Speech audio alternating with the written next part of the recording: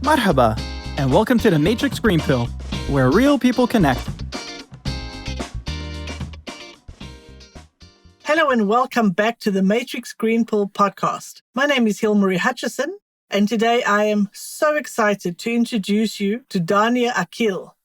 Dania is a passionate motorsports athlete, and she has an amazing and inspiring story. To start, Dania is a woman who has racked up many firsts. She was the first Saudi female to receive a license for motorcycle circuit racing and participated in her first motorcycle racing season for the Ducati Cup in the UAE National Sports Bike Super Series 2019-2020 season. She performed remarkably well and received the Rookie of the Year trophy. She later moved on to the rally racing world, where she became the first Saudi female to participate in an international rally competition. Most recently, she was the first woman globally to win FIA Cross Country World Cup. In between all of this, she has also published her first book called Freefall. Wow, absolutely incredible, Dania. Welcome and thank you so much for joining me today. Thank you for having me. I'm very happy to be here, and thank you so much for taking an interest in my story. Yeah, we are absolutely so excited to have our audience hear about you and your story. Some of our listeners will definitely already know you and your story, but for those who don't, could you please introduce yourself and tell us a little bit about your background? So my name is Dania. I'm from Saudi Arabia. I grew up in Jeddah until I was 14. I attended school here, and then I went to the UK to finish my studies. I stayed there until just before my 27th birthday. I graduated with a master's degree in international business, and then I moved back to the Middle East. And since then, I've had a couple of jobs in the consulting world. Actually, my first job was working at a school in Jeddah in the administration office, and that was very good learning curve. Actually, it was a great first job. After that, I wanted something a bit more international, more global. So I joined an international consultancy firm in Dubai. I picked up motorcycle circuit racing as a hobby on the weekend in 2019 when I went to look at Ducati superbikes. So it started off as a hobby. I could tell that it would remain a hobby because, I had joined the track. I was 30 years old. I wasn't looking to do motorcycle racing professionally. It was quite a late age to join that kind of sport. But I found myself in Saudi a few months into the season. I had an accident, came back to Saudi Arabia, and I saw that the rally scene here actually was very impressive. The Saudi Motorsport Federation holds World Cup races. Cross-country rally racing could do for longer than circuit racing, age-wise. I got more and more attracted to the space when I saw actually just how international it is. And that's how I ended up in this position. But started off just going through the standard motions, always followed the feeling of being really engaged with what I'm doing, which is how I ended up in motorsport as opposed to continuing down the consultancy route. That is certainly a big jump, isn't it? From business studying and administration and consultancy to something that's so active and in such a different field. Do you know what? I actually used my business degree a lot in motorsports because most of the race, I would say, happens before the start line. At least for me, anyway, in my beginning, because you have to organize yourself. You have to find a car, find a team. You have to negotiate, figure out all the costs, find sponsors, do an investment pitch, and get that whole thing together, calculate what kind of ROI they're going to get out of sponsoring you. There was a lot of admin, a lot of organization, a lot of negotiation, and a lot of pursuit before you actually reach the start. By the time I got to the races, my goal was just to cross the finish line because it's my first season. I found that I really used my degree a lot. And all those years, and actually it wasn't that long that I was in consulting, it was maybe 2 years, but they really helped me out a lot combined with the MBA. I used all the tools from that quite effectively, I think, in motorsport. It's difficult to race if you don't get yourself prepared for it logistically and financially and all those other elements. Yeah, that makes absolute sense. I can see that. Let's just jump a little bit further back before when you were a kid, when you were a teenager. Did you always dream of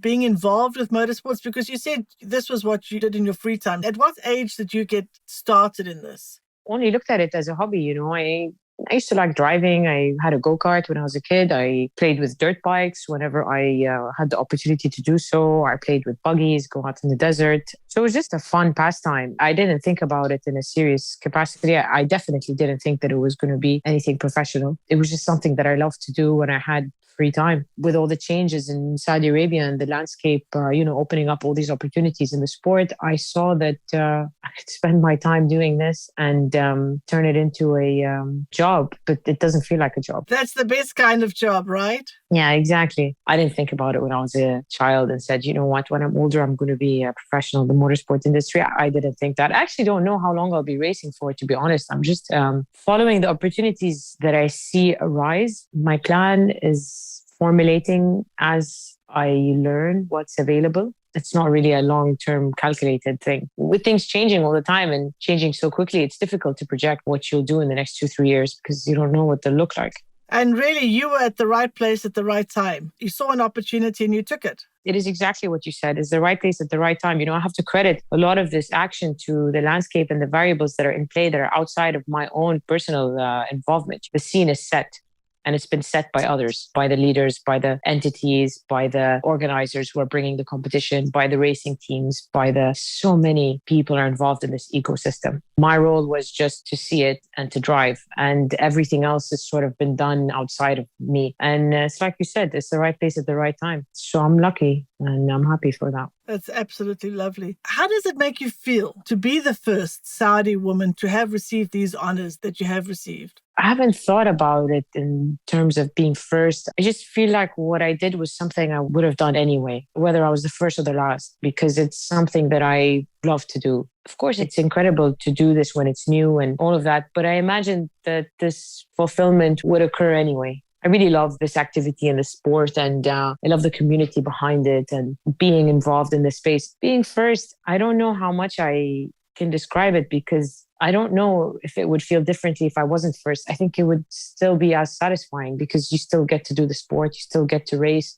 you still get to cross the finish lines. I don't know if it would be different if I wasn't first. I imagine it would be just as fulfilling. I know that you said you've used a lot of your background and your business and your administration skills when you started out in this field. Have you faced any challenges, or I'm sure you have? What are some of the challenges that you faced in your career? At the time that I faced them, I didn't look at them so much as challenges. I just looked at them as things I had to get done to get to where I wanted to go. And I think when you frame something like that in your mind, it makes it much easier to find a solution. Instead of thinking that there's an obstacle in front of you that you need to overcome, actually you just look at it like, you know what, I just need to organize this and then I can move on to the next step. So looking back, okay, I was looking for spare tires before the Jordanian Baja, which was in March, maybe up till 4 or 5 days before the race, for example. I mean, I had enough tires, but I just wanted a bit extra just to have that peace of mind in case I used my spares. That was a bit of an obstacle because I ended up getting some from a local showroom, and then they had to find a way to get it to the border to meet the logistics truck that was carrying the racing car. I mean, everything worked out, and only because everybody in the motorsport ecosystem is just incredibly supportive, and somebody got in a car and drove the tires to the border, and people are incredible. When they help each other, they're amazing. Another thing maybe was when I got to Poland and it started raining on the second day and I couldn't see. First 10, 20 kilometers of that day were very challenging in terms of driving, and I was very uncomfortable. But as soon as I stopped fighting the conditions, just accepted that my visibility was going to be different. The way I handled the car is going to change. Then I was able to move through that stage. And I drove the next, 60 kilometers, much more relaxed. But there is that moment of, okay, what is this? This feels like a problem. In reality, it's not a problem. It's just how can you adapt to get through this moment that's different and it's requiring you to be a different kind of driver. It's all in the mindset, right? It's in the mindset. When you come under distress, it's hard to find the way through. And often I feel stressed if something is new, but I've trained myself to look at the new positive light as opposed to like a wall that's in my way. Actually, this new thing is not a wall. It's in fact a door. And when you figure out how to unlock it, you walk through it and you're a different person. Each race had those kinds of obstacles and challenges, but nothing that really stood out because everything alhamdulillah, thank God, was okay. I mean, I've been so lucky. I've had an incredible team. I had an excellent co-pilot. I never raced beyond my capabilities. So when I actually won the cup for the T3, I was never the fastest person in my group. I just always finished the races. And I never expected to be the fastest person because it's my first season. So the only thing I wanted to do in my first season was to learn how to drive different conditions and steadily improve my speed. So I would always compare my speed to the fastest car, of course, because you have to know where you stand. But I didn't try to beat anybody. I just wanted to get my best time with my own skills and get through as many races as I could. And because I did that consistently over 5 rounds, I ended up collecting enough championship points to win the cup for the T3. That also took some effort because it's easy to get deflated when you are behind other cars. And I had to just be consistent, keep going, and just do the best that I could do in my first season. And alhamdulillah, I was lucky that the stars aligned and I got these incredible results because I was consistent and because competition wasn't very intense in the T3 in the rounds that I was at. And also I was always finishing the races.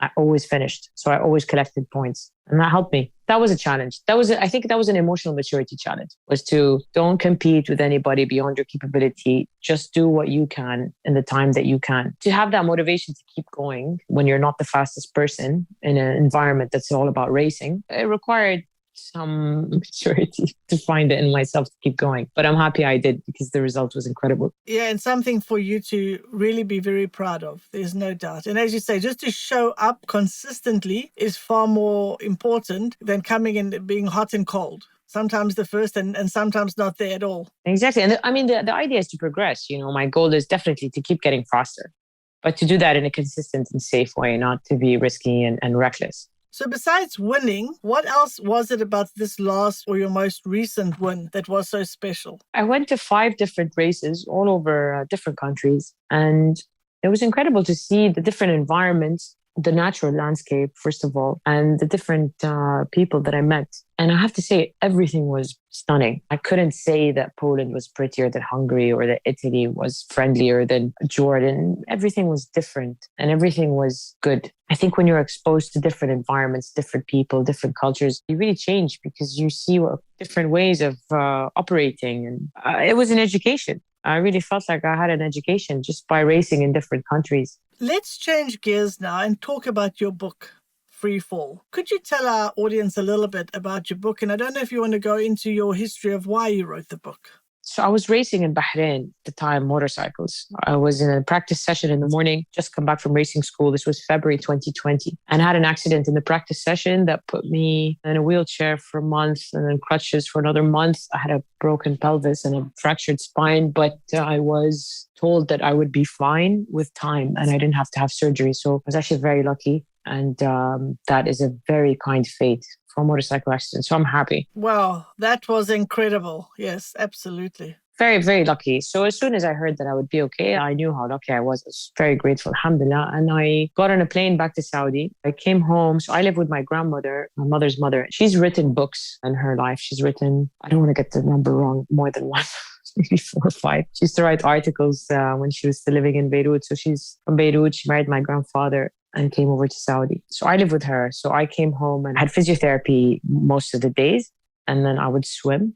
Most of the time I was at home. So I decided to write down some short stories. All of them are true. They're all about things that I've done. So some of them were about boarding school, for example. One is about my first job. One is about my grandmother. One is about 1 or 2 are about racing. I took it seriously because I wanted a way to structure my day. Okay, physiotherapy, read a book, relax, but I needed something to work on while I was in that recovery phase. So I decided to publish it because as soon as I made that decision, I had to change. I had to improve the standard of the stories I was writing because I wasn't the only person who was going to read it now. I mean, I had to enhance it. I kept going. It was a bit intimidating, to be honest, the process, because a lot of these stories are very personal. It's not that they're personal and that they're detailed or anything like that. They're just very emotionally exposed. And I think that that's fine. I enjoyed writing it and I enjoyed the process, but I was intimidated to publish it and share it with other people. But that is also what makes it authentic because it is your real stories, right?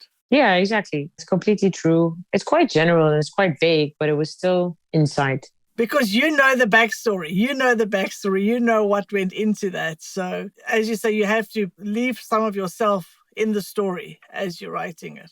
Yeah, it was fun. It was challenging at times. I definitely felt like once I had finished it, that I would be on display and setting myself up for feedback, which can be criticism, which can be, but that's okay. And it forces you to be more comfortable with yourself once you share an authentic part of yourself. So it was great. I didn't enjoy every moment, but I definitely think that the whole thing was had a positive impact. And a great learning experience, no doubt. Yeah, exactly. So the book ends with the phrase, open the door to what may come. So is that a little hint about another book in the pipeline? I do intend to write another, but only if I have something to write about. So it's going to really have to come from a very organic place where actually this is something I need to say and this is a story I want to tell, and pen to paper. I don't plan to write just to write. I'm going to have something to say. The reason I say open the door to what may come is because I genuinely don't know what's coming. I mean, if you asked me in 2016, when I was flying back to work at a school, would I be racing cross country in 2021? I couldn't have seen that, So I'm just very aware that things change all the time. And if you're opportunities and you grab them, then your life will change. And I quite like that. So I don't know what will happen. That's excellent advice, really. So your career has inspired and is inspiring women in the region and all over the world. What advice do you have for young girls out there with hopes and dreams to accomplish something which might today be labeled as a man's job? I never really thought about my job as whether it was for a man or a woman, to be honest. It's just something I felt naturally compelled to do because I enjoyed it so much. And I thought about it, it's not something that harms anybody. It's something that drives me to grow and develop as a person. That's a positive. I think if anybody feels that they're drawn to something that is good for them, good for people around them, good for their community, then they should pursue it. Have the courage to pursue it. I don't see any obstacle between what feels authentic to you and what others might think of that. I mean, if you have a good intention and what you want to do is a good thing for yourself and others, then you just should follow your instincts. And what could be seen as obstacles, I think, are just lessons that are there for you to learn on your way to doing whatever it is you're meant to do. I mean, I don't think I could have done the cross country without all the lessons that I got from the circuit racing, including the accident. So I never resisted any of the results or outcomes that have happened on the road, even if some of them might have been painful, because I know that everything comes to you or one for a reason.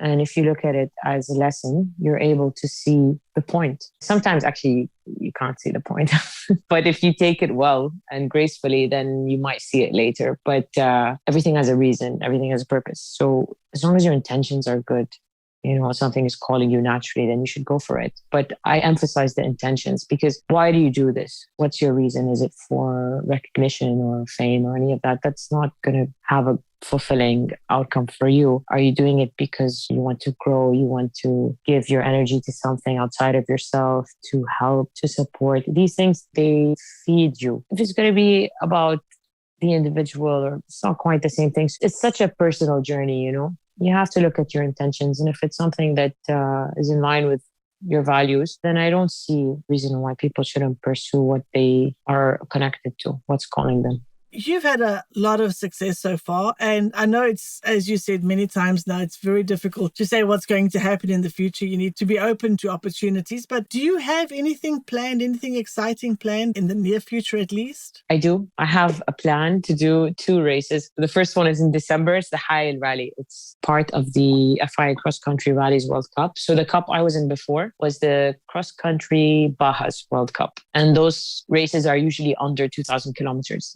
And the Cross Country Rallies World Cup are 2,000 kilometers and more. So that's in December. That's the Hilmarie Rally in Saudi. And then there's also the Dakar Rally in Saudi Arabia, which is in January. And that's a 2-week race. And my plan is to do that one.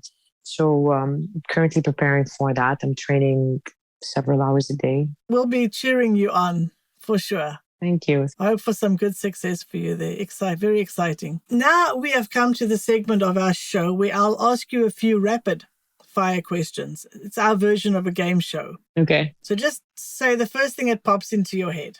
Okay. What is your go-to comfort food? Comfort food? Maybe popcorn with a movie. Do you have a favorite track to race on? No, I don't. How do you spend your free time? I love to read and I love to hang out with my close friends over a cup of coffee. And I like going to the cinema, actually. What is one thing you do every day, no matter how busy you are? I have a cup of coffee in the morning. So thank you very much for playing along. That was our game show, so that's over. Thank you. Now, before we wrap up, we'd like to do our Green Pill moment. So for our segment of the Green Pill moment, we'd like to ask you, could you share an inspiring or life-changing experience that you have gone through? Your Green Pill moment. Well, I started working on finding out what I wanted to do in my life when I was about 26 years old. I had finished my university degree, my bachelor's, came back to Saudi, and I wasn't motivated.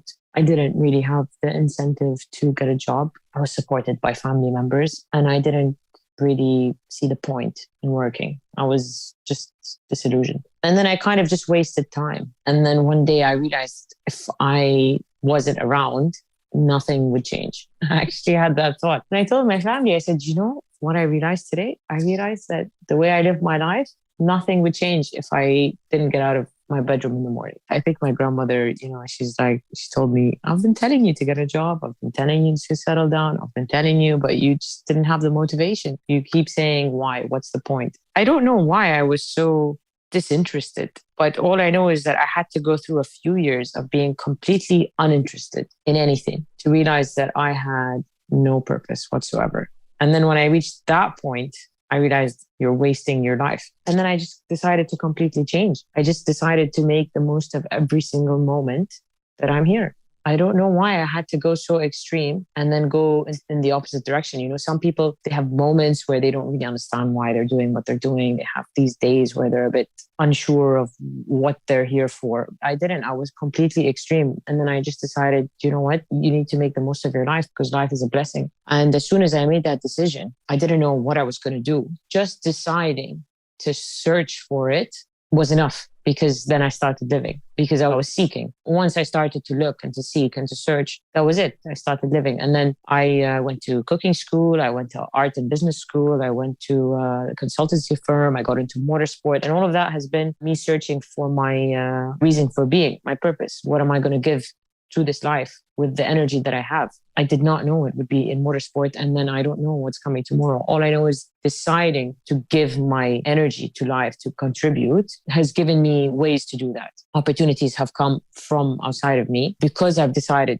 to search for a purpose. So today it's motorsport. Tomorrow could be something completely different. But just that intention, that drive is enough for things to come. What an amazing experience. So was there a catalyst that got you thinking in that way on that day? Or was it just simply you had reached a low or a place where it just dawned on you without there being an external factor? It was a slow progression because I would be entertained. I would see friends and I would waste time thinking that I was doing something, but it was more just entertainment, just leisure. It just dawned on me that I didn't do anything useful, that I just didn't contribute. I don't know. Maybe it's from God, mercy. I just realized I wasn't giving anything. That's when I decided that I was wasting my breath. We are here to give. We are here to contribute. We are here to live, to engage. And I don't know. I just one day realized I wasn't doing any of that and I couldn't sit with me. And then once you found your purpose, that's it. Everything just took off. I still don't know what my purpose is. I told you, like today, motorsport, tomorrow, something else. I genuinely don't know, but I think the seeking is enough because the seeking will take you to your purpose from a day to day. It will get you through the days. It gives you the roadmap. And then eventually you end up doing what it is you're meant to do. But you've got to do something yourself. Yeah, have the intention. Yeah, the intention gives you the roadmap. Absolutely. Fantastic. Thank you so much for sharing your story with us and all that you've been through. I've so enjoyed this conversation and I'm so sure our audience is going to really enjoy. Thank you so much for having me. Honestly, I really appreciate it. And I love the name of the podcast. I have to say, I didn't understand The Matrix very well when I watched it. I need to watch it again at this age, but I like the name. Jack, the founder of Matrix, loved the movie. And then, of course, it has a lot of symbolism for what we do as well. So, and of course, in the movie, it's the red pill and the blue pill. So we just thought we'll have a different angle on that. So before we say goodbye, Dania, can you please tell our audience where they can find and follow you? And we'll also put this in the show notes as well. Okay, I have an Instagram account, Dania, Dania Akeel, Akeel. That's the most place that I post what's going on. I should get on the other channels as well, Snapchat, TikTok, but I don't have any of those. I'm not that great with my phone. But I have a website, daniaakeel.com, which I update from time to time with anything new. Mostly the Instagram account is where I'm the most in touch. Okay, very good. We'll put that in the show notes and then our audience can find you and follow you as well. So thank you again, Dania. It was so lovely to chat with you today and we wish you all the very best, especially in December and January, for sure. Thanks for having me. I had a great time. If you enjoy our conversations, please like and subscribe. See you next Wednesday.